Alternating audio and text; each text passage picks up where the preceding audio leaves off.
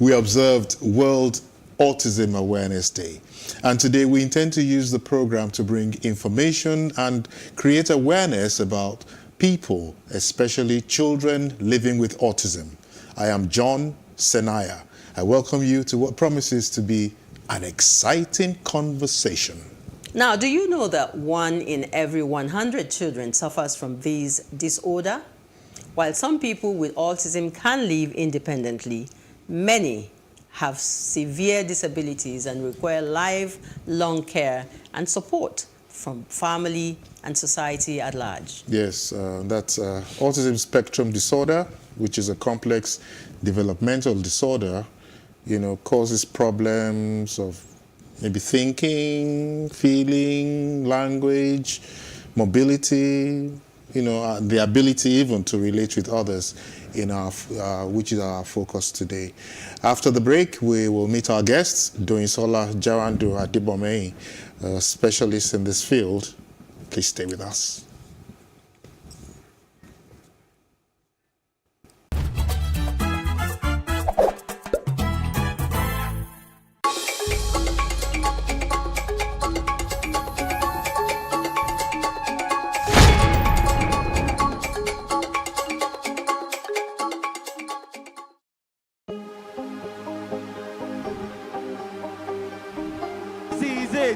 For upcoming artists to blow in Nigeria.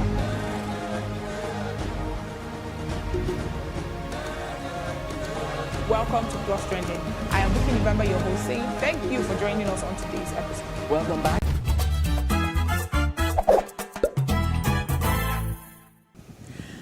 Okay, it's the first weekend in April, and we join the rest of the world to mark World Autism Day. If you just tuned in, this is Today with John and Helen on PlusTvAfrica, and you are welcome. Besides learning about autism from our guests, the other segments of the program, as you know, will be served to you hot and exciting. As always. As always, yes. But is it the first weekend? It is. Is it? I think you've lost count. Today is 9th. Well, anyhow, so much has happened. Yeah, because we were not here last week. So much has happened, since we were here, and now at least we need to catch up quickly on some events during the week. I won't even go as far as during the week. This morning. Last night. Okay. The national grid, electricity supply, I hear is down again. Second time in 4 weeks. What's going on? What is going on? What is going on? I think we need to get better explanation on this, because it's not something we just brush aside. A whole nation, Nigeria, the national electricity grid goes down twice, and we're not hearing that heads have rolled. Yeah. Helen. Well, if that is the direction you're going, because better explanation we got the first time, the second time, but except that heads haven't rolled. And probably that's why we're back here. I don't know what to say, but all I know is that a lot of people are suffering. True. And Very true. Something has to give. Very true, because power is extremely important. Enough of this. There's no point, dancing around. People don't enjoy it. I don't know about you. Nobody enjoys to be put in darkness. Nobody enjoys, because there's so many things that are tied to electricity, to power supply. And when the power is not there, a lot of things are wrong. Yeah. What was the other thing you wanted to talk about? Unfortunately, a lot of things are wrong. It's not only power. Last week I had an opportunity to go to First Act Town. You won't believe it. I missed my way.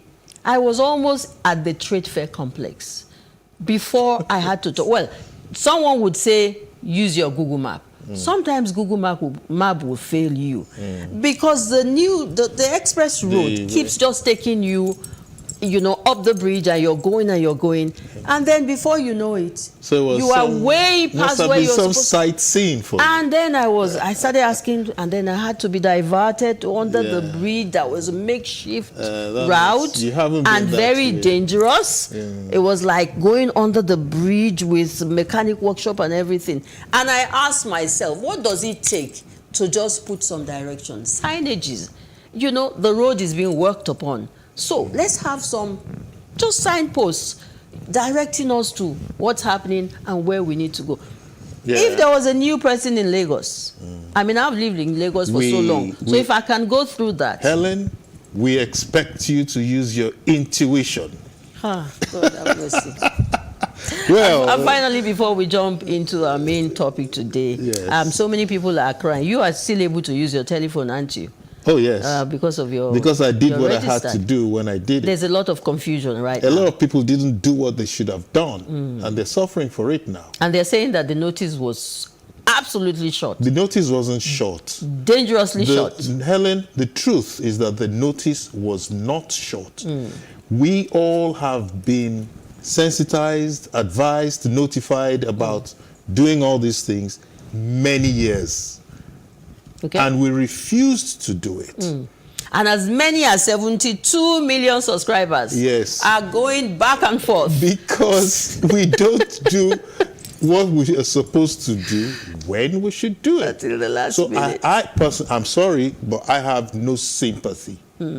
Because we all should have done this thing long ago. All right, so a lot of us haven't done that, and we are in I this. hope some people will have my head for We're that. in this problem. So please, can we appeal for a little time? All Well, right, maybe okay. maybe if we stretch this a little while, so that the confusion at the NIN Yeah. offices and the various registration centers, will be bearable. It's interesting. So many people are losing money. It's interesting being Businesses online Nigerian. are shut down. It is interesting being Nigerian. Helen, in May 2014, the 67th World Health Assembly adopted a resolution providing legal backing, actually, for comprehensive and coordinated efforts for the management of autism spectrum disorder. This was supported by more than 60 countries. And so to spread the word and to be the voice for those voiceless people living with this disorder, we have decided to dedicate today's edition of the program to talking and learning more about it. And to help us with facts, figures, and other information is an autism spectrum disorder specialist. And she's here with us in the studio. Yes, our guest is dedicated to promoting the inclusion of people with special needs. She's a trainer of teachers, caregivers, and parents on how to give care to sufferers. Our guest works with individuals and organizations to dismantle undesirable behaviors, install healthy ones, uphold development and mental health for all. She stands tall as an applied behavioral analyst and certified autism specialist. Welcome with us to the program, Doyisola Jawandu Adebowenyi. You're welcome, madam. Thank you so much. Good morning. Good morning. Thank you for coming. Thank you for having And we me. dragged you out Nice of to bed have this you. morning. Well, it's for a good cause. It's all for the people. You survived the rain. I did. Good. Okay. Yes. So people always resort to stereotypes due to their lack of understanding of autism spectrum disorder. What does it feel like being there, being someone who is crusading, for everything that is about this disorder? All right. Thank you so much. Autism, like they say, is a faceless disorder.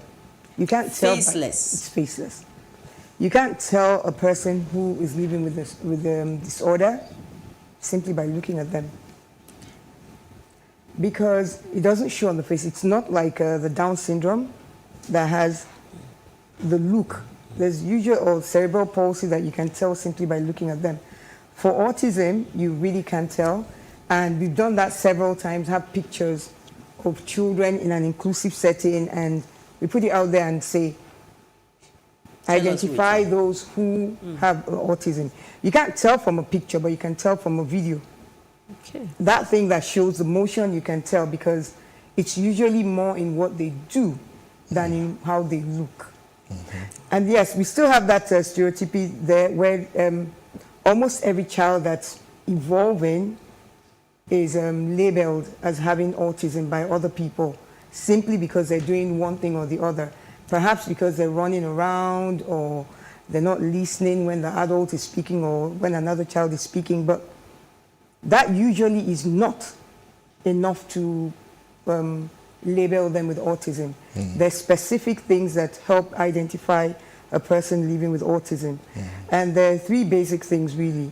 One is they have challenges with making eye contact and with communicating with people.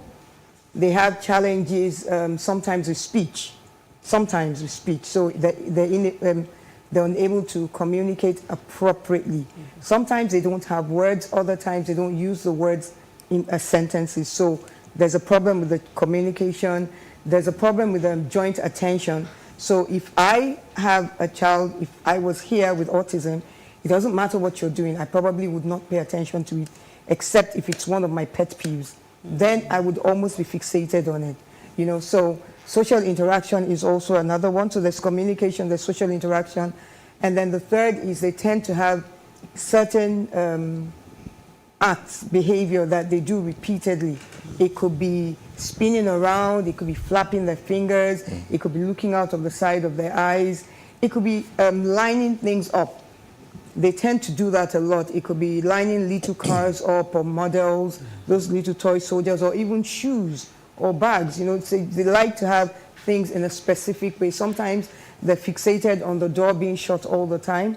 So it doesn't matter how far they are from the door, they stand up to shut the door whenever a door is open. Sometimes it's with flicking switches.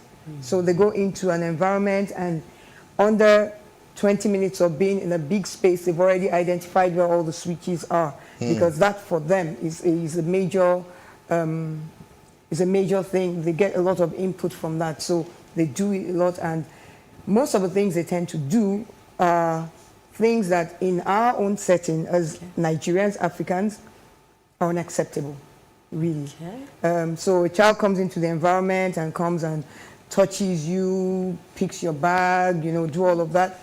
In the Western world, sometimes they don't have too much of a problem with that. But here, they're really big deals where you don't, you have to listen when the person is talking to you as a child. You have to sit still. I have to just look at you. But our children, because they do not have those skills, because in their development, they tend to be in a space of their own, so they tend not to learn by immersion the way every other person would learn. So that really, you need the communication challenge, you need the joint attention challenge, and you need some of those repetitive behavior. All three have to be in place for you to diagnose a person as autism, living with autism. This is such a broad spectrum. Yes. It is a very broad spectrum. Very broad spectrum. Because where you have some who are at the high end, where they have major challenges with communication, with interaction. We also have those on the lower end that have the low-level autism. Those are usually very, very intelligent people, and they fall in the category called the Asperger's. And so what they do, if you don't know the basic signs for autism, you would have a challenge identifying them as people with autism. We'll come to that, you know, because I teach body language as part of what I do, and I see this as an advanced state of communication. You know, you're speaking without words, you know, so you have to understand the language.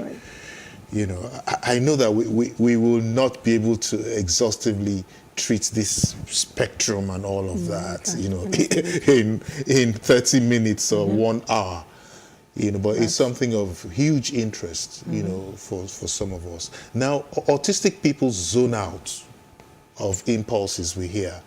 you know, in different ways. It's called, I think it's called masking. Okay, you want to tell us a bit about this masking? Okay, autism as it were on its own, it's from a word that says self, alone. Okay. And autism is a neurological disorder that causes there to be a break somewhere in the transmission of information from the stimulus to the brain and then back. So where that happens, one of the things that is significant with people living with autism is that they tend to be in a world of their own. And being in the world of their own, talking about body language, you know, body language is a learned thing at the end of the day. It's determined by what environment you have been in for a while, because you pick it simply by being in that environment. Because they are into themselves, because they zone out very, very often. They tend not to identify what would be the ideal way the people in that environment to say no, by simply shaking their head. So they don't identify that. So they tend not to do it. So with them, the body language communication is most likely not going to pass the test, because they're not looking anyway. So we need to, those are concepts that they need to learn. Yes. And that's part of where the therapy comes in at the end of the day. But they're usually on their own, they zone out, and they prefer to be there. Because I usually say to parents, I don't know if this is a fact, but I usually say to parents that, so you have 3 children, and one of them is living with autism, and the other 2 are typical. So I, who is living with autism, when I feel like, when I wish to come out, I see that when my sibling has done something inappropriate, they get scolded. But I don't have to say anything. All I have to do is go, and I get everything. Why should I come out and do anything with you? I'd rather just be in there where I keep getting the majestic treatment and all of that. But that's not, there's no theory that says that, but that's just me putting that out there. But they're more of into themselves, and they tend not to engage with people. They tend not to show that they see what's happening in the environment sometimes. And so they tend not to do what they're expected to do. They remain in their bubble. Yes. For you to work with them, for you to get them to live a functional life, you need to teach them all of these things that from where they should have started. So you don't work with a person with autism and say, okay, this is a 4-year-old, so I'm going to teach you how to say good morning. It doesn't usually work that way. Before you teach me how to say good morning, you have to get me to look, to identify. You have to get me to learn the language. You know, I start off by saying g, and then that's beautiful, well done. Then after a while, I as a therapist would insist on you saying more than g. So now I want to hear goo. So when you give me goo, I'm like, super, you've done really well. And then I move on again, and then we now start asking for good. Meanwhile, where we're going is, good morning. How are you today, John? But we will start off the little bits, and then we'll piece it all together until we get to the bigger thing. So that's where the therapy comes in. That's what the therapy does for it, because at the end of the day, there's no cure to autism, really. It's a lifelong thing, but it can be managed. The concepts that they have not learned at all in the years of before the therapy can be taught to them in little bites. It's called chunking down. So we chunk it down, and then we give it to them on a regular, and it's repetitive and it's continuous, and we build up as we go along the line, and they learn it. Now, you and I would, someone says good morning to us, would automatically respond, good morning, you know, not because we were really great, but because we've done it over time. At the beginning, we learned that that was meant to be the response. We gave it, we got good feedback that made us happy, so we did more of it. So now we've done it over and over and over and over again, so it's now permeated the whole of us. It has now become a habit. Yes. So we do the same thing with them, introduce to them in little bites until we encapsulate the whole thing, and we do it repetitively, so it becomes a habit to them, and then they do it spontaneously. So that begins to mask the autism, the behavior that they initially did not have, that we're trying to build. Yes. And then, but there's one part of it that usually never goes away, and that is the repetitive behavior. It doesn't go away totally, but it changes. So today I could be flapping my fingers, and then if you taught me how to modify it, because this is not socially acceptable, so you help me understand that, oh, if you go out there, it doesn't matter how smart you are and everything, if you did this, people would distance themselves from you. So you could teach me to, instead of do this, I could just do this every now and then. you know, and then as time goes on, I could transfer it and then, you know, just continue to change the things that I do until I find one that works for me and that is socially acceptable. Awesome. Wow. Yes. Wow. That's awesome. And, you know, as you talk about this, what's going on in my mind is, this is serious. It is. And from statistics and research, there are loads of people, young and old, who are going through or who are in this place. And I don't know how aware the environment is of them. And you also mentioned earlier on, there's an emotional, you know, thing, that the expression for them is more emotional than it is physical, you know. So, why is this emotional thing, you know, so important for some of us who are individuals and for caregivers, you know, to understand? All right. I would say that it's really important for us as people on the outside to understand, because inability to understand the people living with autism, to connect with them, to help them evolve, develop their skills and evolve, is a major loss to the world and definitely to Nigeria, because these group of people tend to be people who, once they learn a skill, once they're able to acquire it, they deliver excellence. And not just once, but because they do what they have learned over and over and over again, they tend to deliver a certain level of excellence repeatedly every time they did it. There are people who are creative, that once you're able to identify who they are, what they like to do, how they function, and you plug in certain gaps, you would get different versions of things. So they are actually, they would serve as great models once we're able to tap into their skills, and they would be there for the world to learn from. So we need to learn. We are the ones who need to upgrade ourselves so that we're able to communicate with them, connect with them, and to teach them so that they're able to do. Now, having said that, it is really important, because inability to understand who they are, to identify that they are able, they are not disabled, they're just different, really. So for us to understand that they are able to do whatever it is that they can do, and that we want them to do to a certain extent, we will have them remain in their world, and really, them being in their world, not learning the skills that they need to socialize, is a time bomb waiting to happen. So they will grow.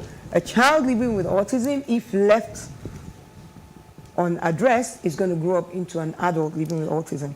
If you have a young child living with autism, the really active ones amongst them, you would need to be on your toes. You would move. You would run. You would try to catch a lot of things that they're throwing up. And that is a 1-year-old or a 2-year-old. Imagine when you have to do that with a 5-year-old, a 7-year-old, a 9-year-old, a 13-year-old, a 17-year-old. And they will evolve. It's a matter of time. There's nothing anybody can do about that. So it's really important for us to learn how to work with them. And it's more important for us to learn to work with them appropriately. Because like I said, what they do, they continue to produce. So if we have had someone administer a certain learning to them that is not appropriate, that's not wholesome, that is not ecological, then we would have an individual, a child living with autism today, evolve into someone who has learned to do what is not wholesome, what is not ecological. And that is not safe for any environment at all.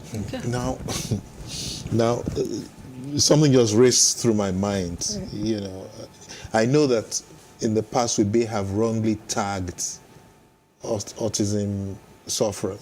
Can I call them sufferers? Well, autism people living with autism. People living with autism. Right. Tagged them wrongly. Sometimes you say, "Oh, it's this one or it's that."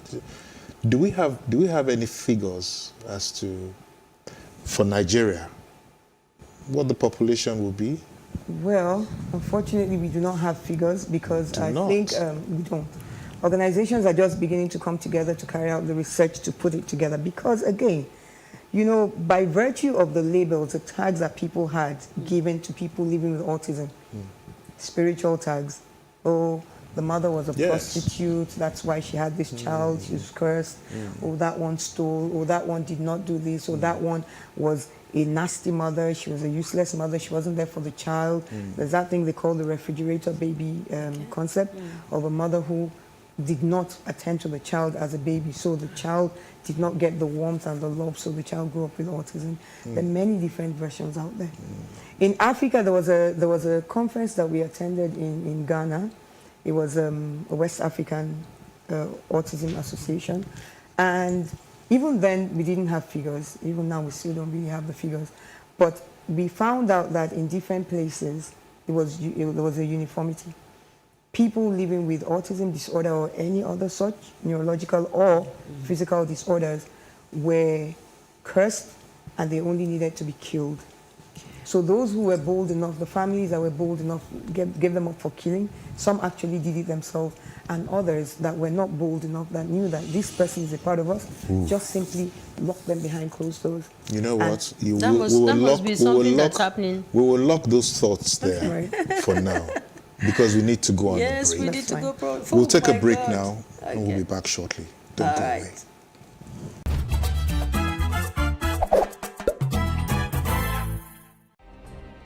Nigeria's Niger Delta region, from where the black gold fuels Africa's largest economy, where the lines between wealth and poverty has never been thinner. Conflicts, poverty, insecurity, and environmental challenges daily confront the region.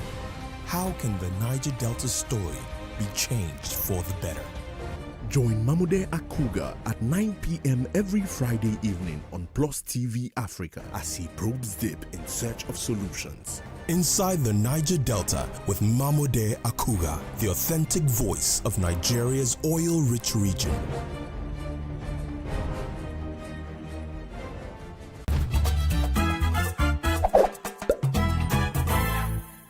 The program is Today with John and Helen, and we join others to mark World Autism Day, helping you understand better what the condition is all about and the challenges facing sufferers. Is a specialist who is here with us doing solar Akibo Mei Jawando Akimoe. Yeah? Adebomehi. Adebomehi. Jawando Adebomehi. Yeah. But I think I tried. I did Oh, you well. did? You got the pronunciation. How can you be trying? You're a both names broadcaster. well. You're a broadcaster. How can you try? So yeah, welcome again. Thank you welcome very to the much. show. Thank you. Thank you so much. So much has been said about this condition. And the last statement you made, I want to believe that is not what is obtainable now. I think it's so much better because I spoke to about 3 parents. We had a parents meetup recently, just last weekend, and 2 parents did mention that it appears that there's so many people now living with autism out there. And one of them said, while she was discussing that with another person, that the person said, the reality is that people are actually just catching on to understand that it is not a sin, it's not something to be killed for, and so they're actually allowing them out.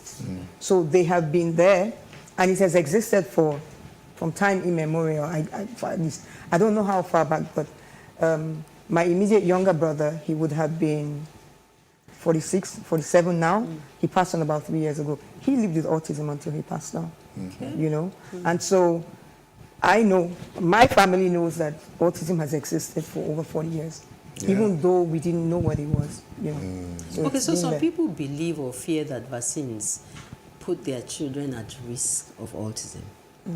Is there a fact, any truth in this? There's no fact. I think the studies will just continue to go on because it's been debunked a number of times. But what it is, there really is like they say, there's no smoke without fire, sometimes, is that the age at which the autism in a child begins to emerge, to show, is the age at which they take those vaccines that are in question. So even if a child did not take the vaccination, they just needed anything to trigger it up because the traits would have been inherent. The disorder is not there at the beginning. It comes out because you find that there are children who grow just like their typical peers.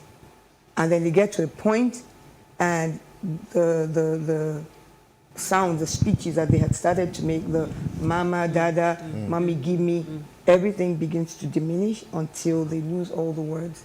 Some of them would have actually started to make sentences, you know, engaging properly, and they find out that the eye contact begins to go away, the speech begins to reduce, gets to phrases, short phrases, goes to single words, and then it totally stops. So anything can trigger it off. Some of the things that have been said to trigger it off have been traumas, you know. And sometimes it's not just the negative trauma. It's not, oh, I hit my head. Sometimes it's just so much excitement, you know. Sometimes has been known to also trigger it off, and then they go there. So the tip, I mean, share the tip is to pay closer attention to our children and to identify when something begins to change so that we can nip it in the bud. And while the age that autism usually comes out or shows is usually about a year to maybe about 4 or 5 years, there have been cases that the autism emerged at 13 years. Yes.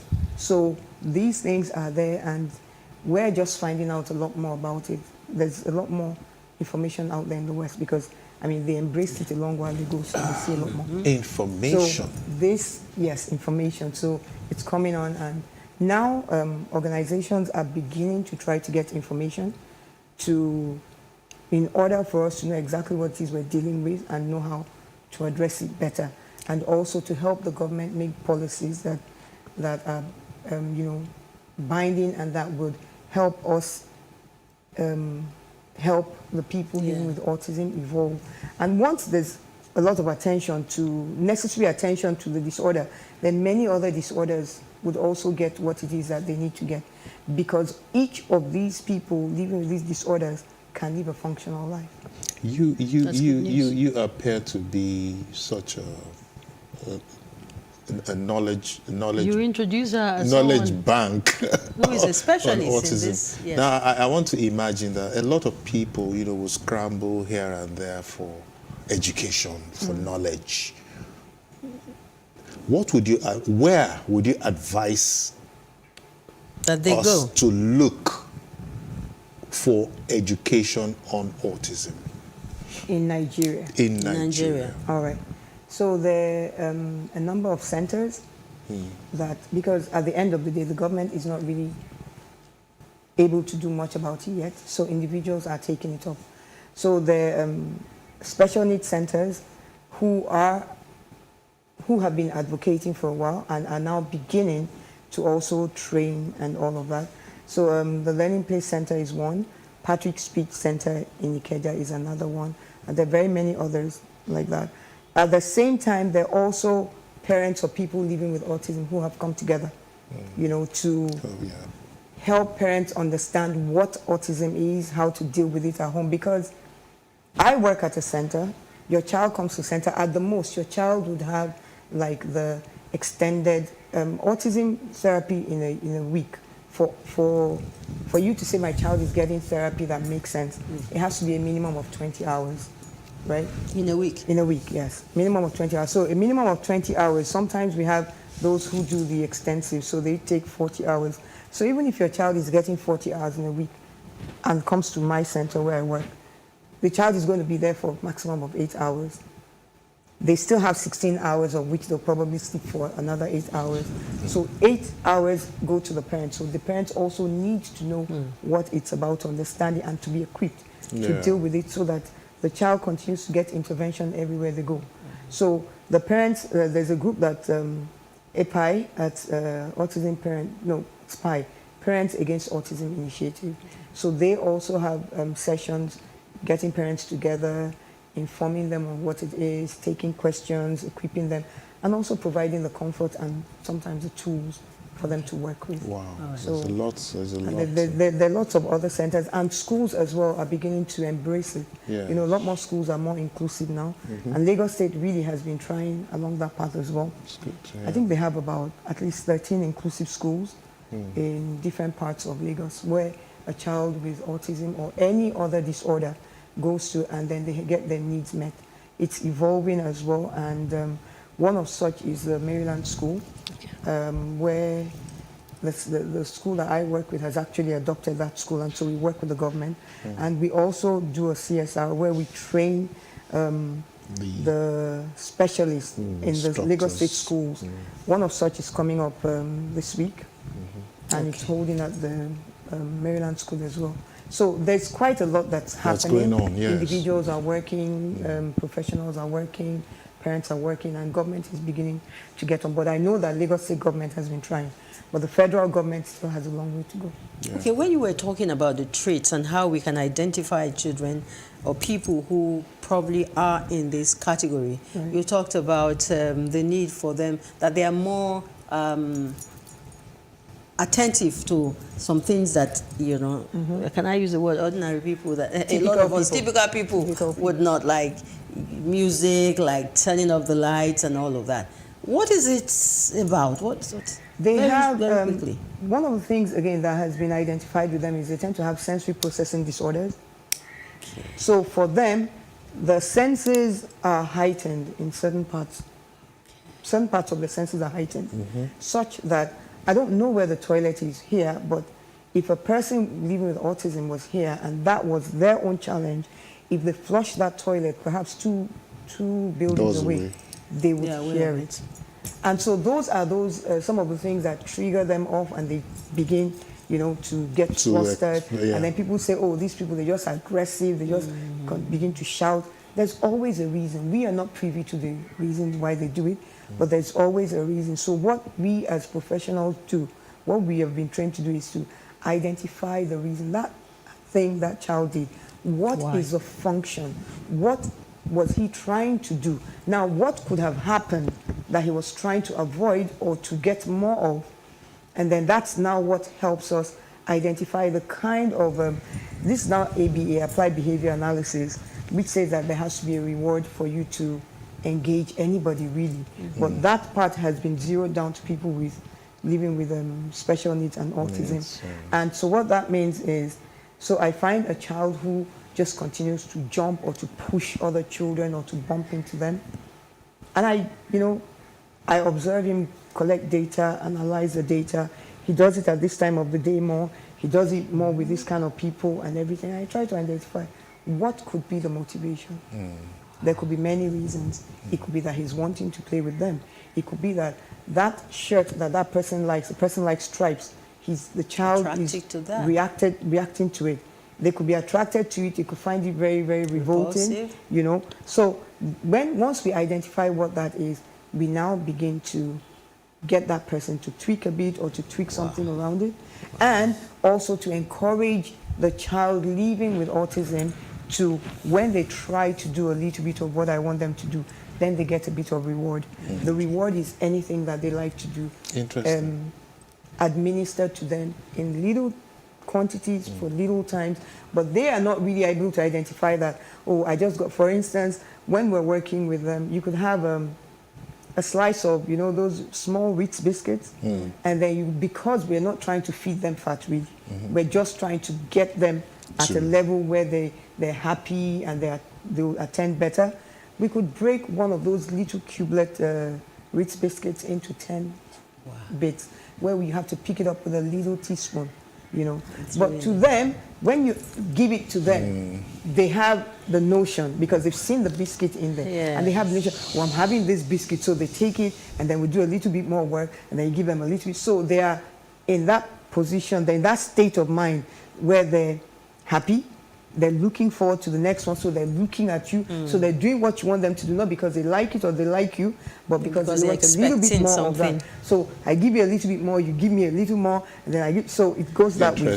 But we don't give the same quantity every time, because, so now every 2 times that you give back to me what I want you to give, then you get a reward. Then every 3 times, and it spaces out that way. So that's we said it earlier. Time is out, completely out. We never have enough time for. But what this says to me is that we need a lot more people who are well informed and educated about this syndrome than we have. We do. You know, we do. And we just like to thank you at this point. Thank you so much. You've been so helpful. I have learnt a lot this morning. And thank you for coming. Thank you very much. On the show. Well, I'll thank you by attempting to call your name properly. Doing Sola Jawandu Adibomei. Got it right. Thank you so much for coming. You've been practicing it. Okay. Thanks so much for coming. Thank you very much. All right. Yes, so I think it should be the fitness segment now. Yeah. We have learned so much on this segment so far. Let's jump into the fitness segment, and after that, you know that Pharaoh will be here with her guest to talk about something equally interesting. So let's join Dolly, I believe, in the gym.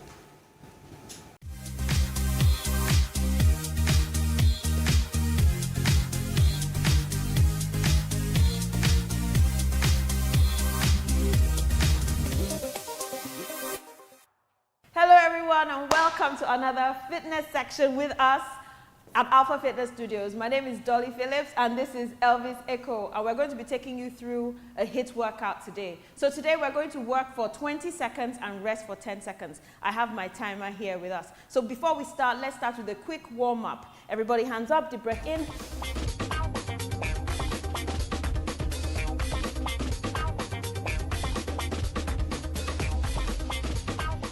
Shoulder rolls back, hands on the shoulders, rotate. 1. Opposite direction. 5, 4, 3, 2, and 1. Let's reach over. 1.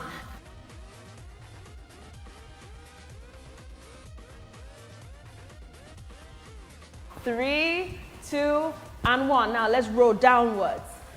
Release those hamstrings. 2. Very good. Nice and slow. 3. Good job. 4 and 5. Knees up. Let's go touch those knees. Wake those abs up. 1 and 2 and. Very good. 3 and 4 and 5. Hip circles. We're rotating. 5 to the left. Let's go. 5. Reverse direction. Let's go. 5, 4, 3, 2, and 1. Shake it out, shake it out. Are you ready for this workout, Elvis? We're ready. Okay, so I have my timer here. We're going to start the timer. The very first workout is your flutter kicks. So once you hear the whistle, we start. Once you hear the next whistle, you stop to rest. Are you ready? Let's go.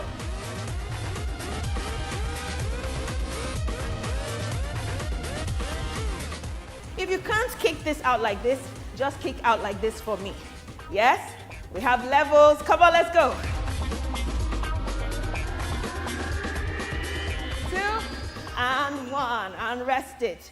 Okay, the next workout, high knees. So we're going to jog on the spot with our knees coming up high. Are you ready? In 3, 2, 1, let's go. If you can't, this is enough for me. Just make sure you continue moving.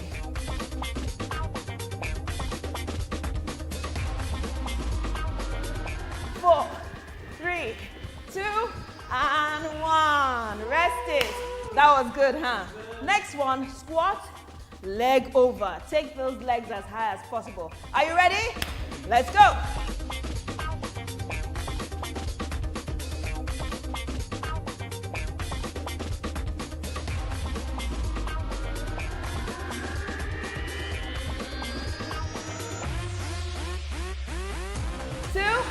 And 1. Wow!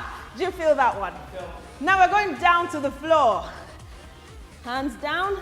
Send your legs back. Let's go, Elvis. Mountain climbers. Let's go. Push it.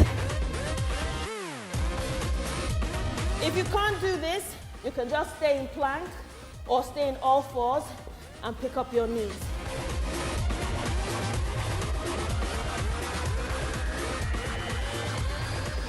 And rest it. We're still on the floor. We're going to do a plank on the elbows. Okay, Elvis and I are going to turn to the side so you can see what we're doing.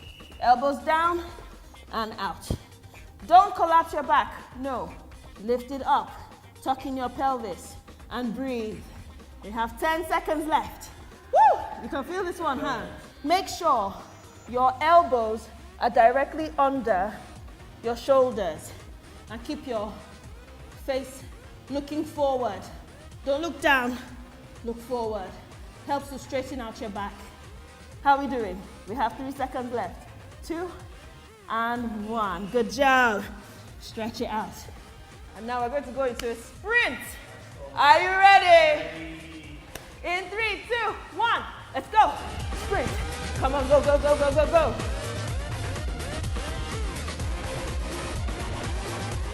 Faster.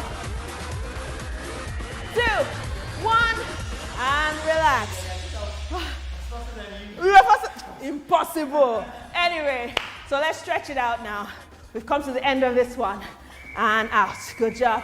In and out. In and out. One more. And out. Shoulder rolls back. Shoulder rolls. Good. 3 more. 2 and 1. Rotate forward. 2, 3, 4, and 5. Let's stretch those quads. Hold on to something if you need to. If you don't need to, find your balance. Stretch those quads. Quads are these muscles here in the front of your thighs. Very good. You need to work these muscles. As we get older, they're the first set of muscles to give way. So always make sure you work your muscle, your quads. All right? Good job. And down. Let's stretch our back. Slide down those thighs all the way down. Fingertips on the floor. Straight legs. Stretch out your lower lumbar region. Very good. Oh, this feels so good. It stretches the back of the legs as well, the hamstrings. Bend your knees and slowly roll up. Ah, yes. Deep breath in. Open those legs all the way down and up. All the way down one more time. And out. One more. And out. Awesome. Elbow, elbow, elbow. Thanks for joining us today. We hope to see you very soon. Have a wonderful day. Bye-bye.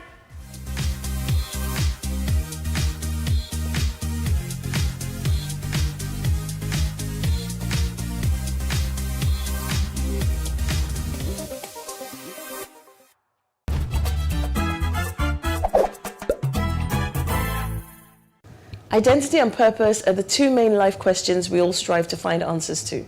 Because without clarity on who we are and what we are created for, we'll just keep going around in circles without any clear direction for our lives. But there's another big question we need to answer, which is how to align our identity with our purpose. Once you've figured out what your identity is and what your purpose is, you then need to figure out how to make sure that the 2 align.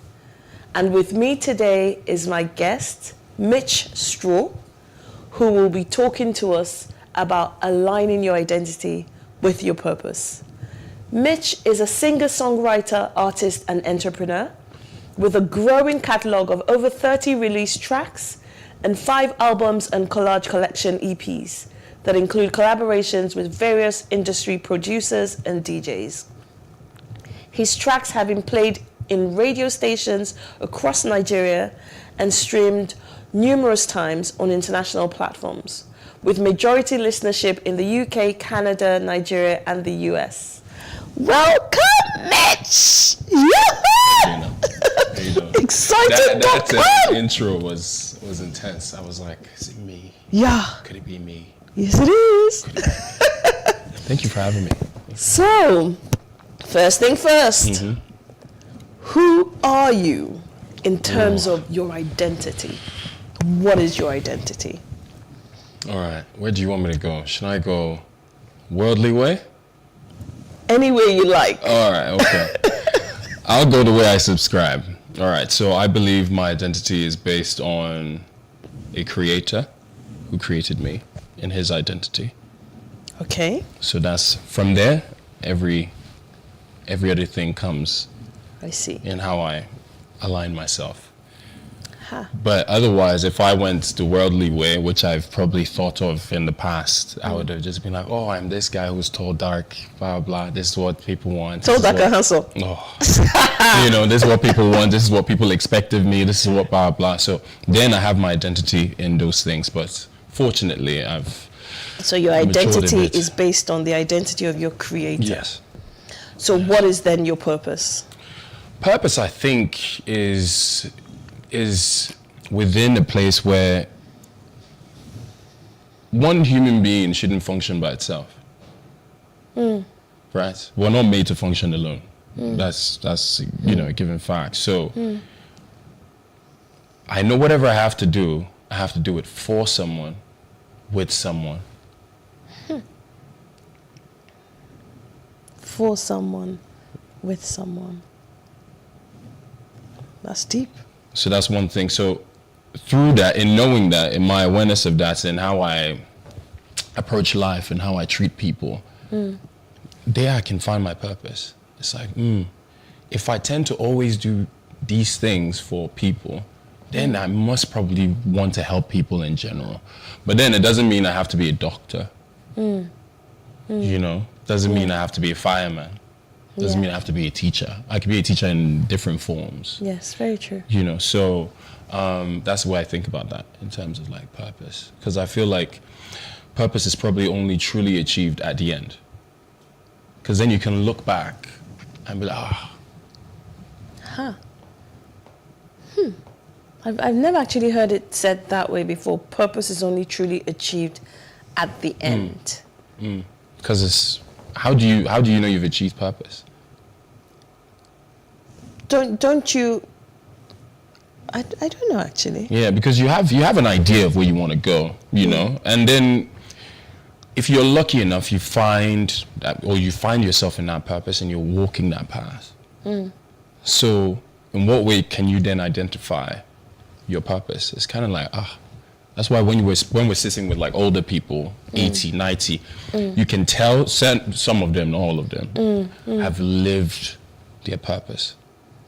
But then what about the fact that people say that you need to know your purpose to live a purpose-driven life, to have clarity as to where you're going? That's a good question. That's a really good question. But can you really fulfill purpose at 10, at 20, at 30? I don't think so. But isn't... You can live, so you're living in your purpose. Okay. So at the end, you're looking back and then you can hold it like, this is what people have said I was able to do for them. It's like in your eulogy, the people will come, this person was like this. You can identify that person. This person purpose. I hear you, but I struggle with looking at it that way, because if you don't understand your purpose early on. Can you understand your purpose, or can you have a knowing of what your purpose is? I feel like you can have a knowing of it, but can you truly understand it if you don't know the whole combination of what you're put on earth to do? And at what point will you know? Isn't that where it then goes to, initially you had said about your identity, that your identity comes from your creator. Isn't that where the creator then helps you to discover what your purpose is so you can align? I don't know if you ever really, I believe like God, everything that needs to be done has already been done. God isn't doing anything. He's already done it, right? So whatever is in you, that seed that's meant to be a forest, because you're not going to know that your seed is meant to be a forest. You just know this is a seed. It's on hard ground right now. It's not growing. Or it's on this. It's not, because your environment definitely does play a role, right? So essentially, you grow in that purpose, and back to that line you said, you walk in that purpose. You may not, there are too many distractions, there are too many things that happen in life, there are too many, if you're hungry for example, are you thinking about purpose? Scarcity creates a different type of animal, Fair enough. But someone who really knows their purpose, even in scarcity, they function. True. Because there's like, I think there's this research that was done about the people, I can't remember the name of the prison, it was like during the Hitler time, where there were some people who actually survived in those concentration camps. Okay. And they were happy. Okay. But a high percentage of people, because of they were just so concerned about what was happening, or where this, blah, blah, they couldn't live. They died quicker. But other people literally just, okay, this is the situation. They were focused. And then they would influence other people around them as well. So even if you were young and you experienced those people, then that person's purpose is revealed to that child. Isn't that exactly alignment of purpose? And then how do you then tie that to identity? So you then have to align your identity and your purpose. Yeah, so I feel, that's a good question. I feel like your identity is your seed. Your identity is your seed. It's your seed. Okay. Your purpose is the process in which you become a forest. So you don't know you're a forest. You could think you're a plant. But a seed is a forest, essentially, depending on your perspective, right? Okay. So that alignment of sunlight, water, rain, because you need all this. I was just thinking that, okay, you've got a seed. You must water the seed. And that's alignment. So that is, so the process of, so let's simplify this. You are really getting into it. Even the way you have to water, I love it. Yeah, so that's why I'm like, you know what? Let's simplify this thing. So you have a tomato seed. Yes. Yeah. On its own, it's just a tomato seed. It's just a seed. It can be rubbish in reality. Facts. Yeah. But then the minute you water it, the minute you actually know, put it in the soil, water it, make sure it's under sunlight or photosynthesis, nurture it, it grows into a tomato, and then it multiplies. So the process of doing all those things is alignment. Alignment. That process in itself is the alignment. So then what is misalignment and misalignment? Misalignment is simply your seed on hard surface. It could be on tar.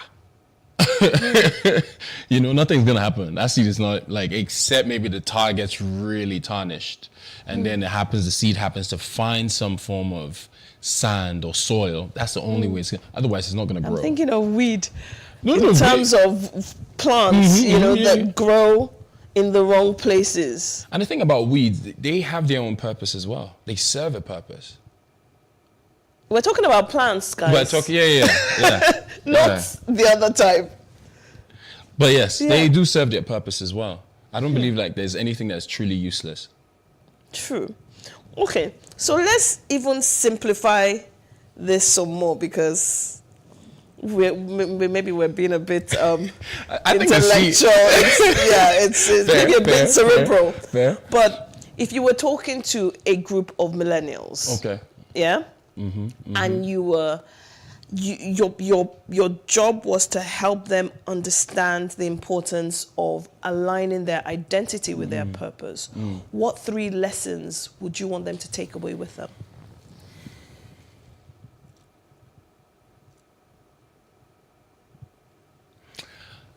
I think it's quite difficult to tell people what to do. But you can teach or guide. Even in teaching and guiding, I think like, this is just me personally, right? Because I believe like every individual is an individual, and they will have their own purpose, like they will have their own way in which they're going to align. Both of us are not going to align in the same way. True. In regards to our purpose, right? So, true. I think the first thing would be to find your identity.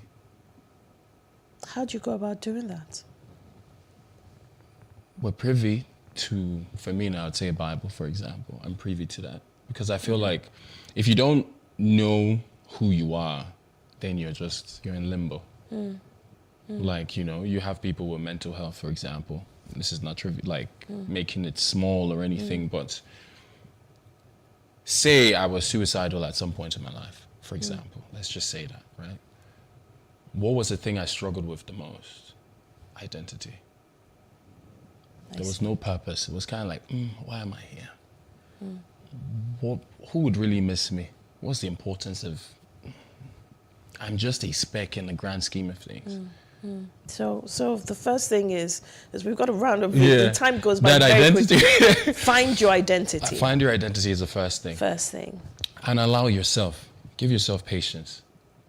Because you're not going to figure it out quickly. Depending on you. Yeah. Patience is like, and you can never have enough patience. Because the minute you think you have, something else comes up. Oh my goodness. Yeah. You thought you could wait an hour? Wait until someone makes you wait 3 hours and 30 minutes.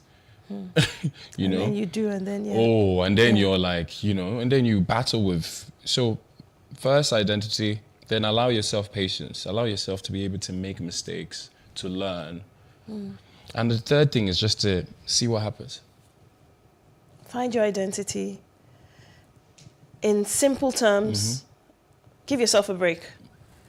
Give yourself a chance to make mistakes. Be patient with self. Be kind to self. 100%. And then number 3, have faith. See what happens. Because I don't think you can't go wrong with those two things, identity and having patience. Because think about it, from babies, for example, they are the epitome of. Because they're in your arms and then they're crawling, or no, they're sitting first and then they're crawling. They don't care what's happening. But they know at some point. I'm going to have to interrupt you. Mitch, this has been, I hope our viewers, I hope you guys have been able to follow, because it's been quite cerebral. But these are the kind of conversations Mitch and I have. And we were talking about aligning your identity with your purpose. I really do hope you've been able to take something away with you. Thank you so much for watching. In a few minutes, John and Helen will be wrapping up the show, so please stay tuned. Thank you.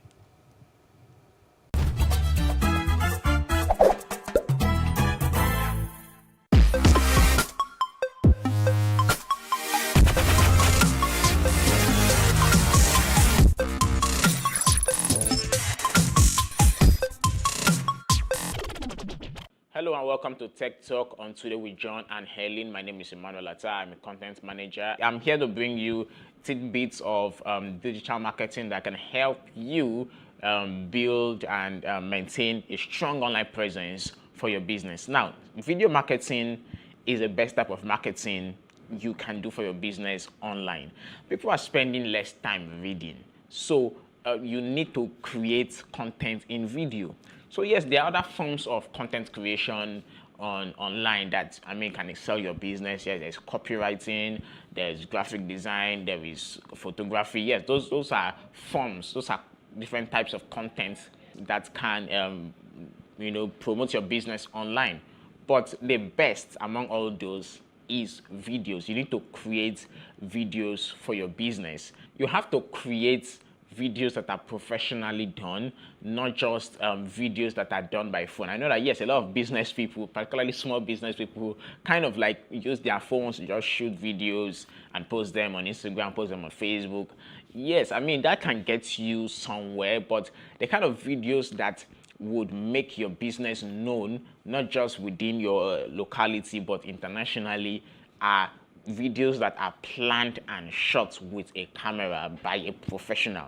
Those are the kind of videos that people from different parts of the world can see and be like, yes, they want to identify with your business. Now, what kind of video should you be creating? So first of all, you can create entertaining videos. Look, entertainment is taking over the world. So any information you want to pass, it has to be kind of wrapped up in entertainment, and that is kind of what we catch people's attention when they are on social media, maybe on TikTok, maybe on YouTube, maybe on Facebook. Videos are one of the things that make people stop scrolling to try to check what that video is all about. Second kind of video you can create is educative videos. So these kind of videos are videos that kind of like educate your audience about your product or your services, maybe how to use it, what the product is all about, where, to get it from. Those are like educative videos. Just try to teach people about stuff that are maybe might not necessarily be your product or your services, but are related to your product or services. You can also create informative videos. So just generally giving the public information about what you do. It can be personal presentation videos where you just talk to the camera. It could be product review videos, service review video, where you just give people general information about what you are doing, the kind of business you do, the kind of services you render. I mean, so but definitely when a lot of people are posting graphic designs, a lot of people keep posting cool pictures of products, which is good, right? If you're doing good product photography for your business, it's fine. But video is what is capable of moving the needle when it comes to making sales on the internet as far as this era is concerned, because all social media platforms are currently pushing more video content to the audience than pictures, than graphics, right? So create videos, because videos is one of the things that can make someone stop. A lot of people, you need to see how people scroll social media. People scroll social media with speed, but a video can make someone stop and then just look at their phone and say, oh, this could make sense for me. And from there, a sale could happen. So, that's my tip for today. And my name is Emmanuel Atta, and that's all for today on Tech Talk on Today with John and Ellen. See you same time next week. Thank you.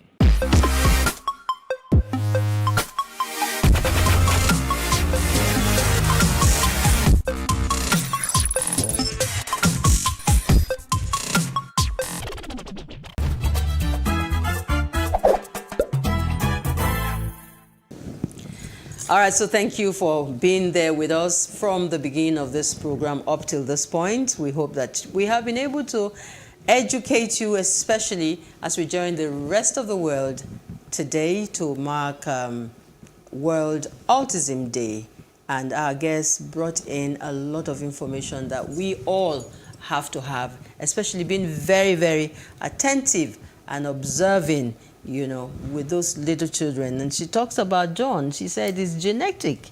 Yes, she says it's genetic. It's genetic. So if you had history of somebody who was there, it can be genetic. It's something to worry about and to be very observant. She said, don't give them TV. Keep the bright lights away from them. Touch them a lot so you can achieve connectivity and affection. And she also said, repetitive behavior are the things that we should look out for. And then Pharaoh there, taking us through identity and purpose. Yes. And it's been an awesome time. And John. And it's time for you to take us through public speaking. Yes, nugget of public speaking for this week. And I had to come up with this one because a lot of people believe that, it's only extroverts that are able to do well, as public speakers. They have to be that kind of person who loves to mixes with people talk easily and all freely. of that. So my nugget for today is this. No one finds public speaking easy. Introverts don't. Extroverts don't. So, no one finds public speaking easy. Introverts don't. Extroverts don't. So, it's not easy for anyone to stand in front of an audience, and address them. Like they always say, the fear of public speaking is the beginning of whatever. So, never mind. You're not alone. Everybody finds it difficult to face the public. All you have to do is master the art. Practice, practice, and practice. more practice. So that would be my nugget for today, Helen. Okay, and please help me with this. Early days in theater, we're told that when you are facing when you have a live performance, yes, and there's a large crowd, yes, you are able to deliver if you told yourself, I'm all here by myself and I'm probably talking to one person. Well, you see, the answer to that is a yes and a no. Because what works for you may not work for me. I've read a lot of books, I've seen a lot of interviews where some people will say, hey, no, that's the wrong approach. Okay? Be aware. Just try and connect, with your eyes and all of that. Okay. So you have to develop, find yourself, discover yourself, what works for you. Some people can't even make eye contact. They tell them to look right above Yeah. the heads of the audiences. Mm. No, I insist that you try to make eye contact. Okay. You do the Z sign in the crowd, Wow. in the audience. You know, that way, so that everybody gets an idea of being touched with your eyes. That is so it. you have to be your authentic self, discover yourself, and Okay. that's what works for public speaking. Hi. By John Senaya. Thank you so much, John. Thank you. Thank you. I guess we're done for today. Yes, we are. Yes, we are. Yeah. And next week we'll be back again with another scintillating episode You found of a this new word. program. Yes. I don't know. We have enjoyed your company, and we know that you will join us again same time next week when we return with another edition of Today with John and Helen on Plus TV Africa. Good afternoon, or is it good morning? Go out See and you. have a bumper weekend. Thank you for being there. Bye-bye.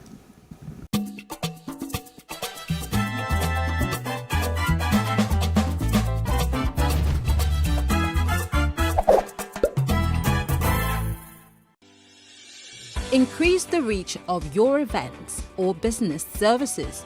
To advertise on Plus TV Africa, please call 0906 000 5719 or 0909 040 8408, or send an email to marketing@plusttvafrica.com.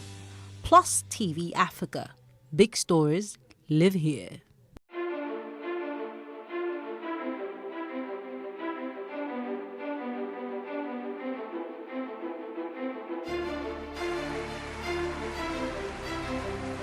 This medal has been directed to empower 1,000 persons with disabilities in each state in the next 12 months. We now start hearing the shoot of guns. Whatever I've done. Every public policy has winners and losers, and some will not be very happy with you, while others, usually the silent majority, will be quite happy.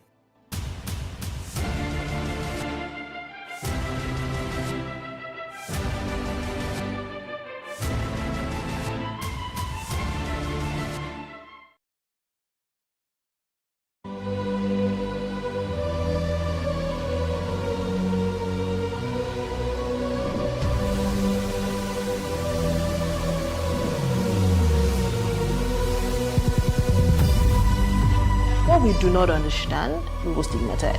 What you can see is the remaining of the tanker that exploded. The suspect equally confessed